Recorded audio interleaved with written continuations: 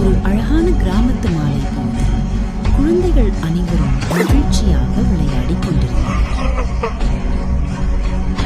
அப்போது ஒரு வயதான மூதாட்டி கனமான கூடைகளை சுமக்க முடியாமல் தட்டுத்தடுமாறி நடந்து வந்து கொண்டிருந்தார்.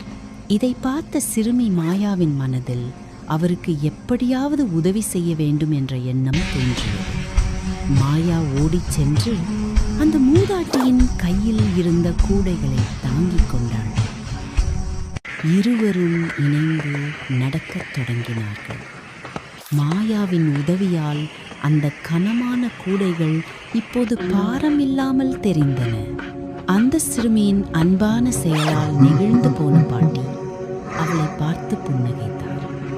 தூரத்திலிருந்து இதை பார்த்து கொண்டிருந்த மற்ற நண்பர்களுக்கு அறம் செய்ய விரும்பு என்பதன் உண்மையான அர்த்தம் புரிந்தது.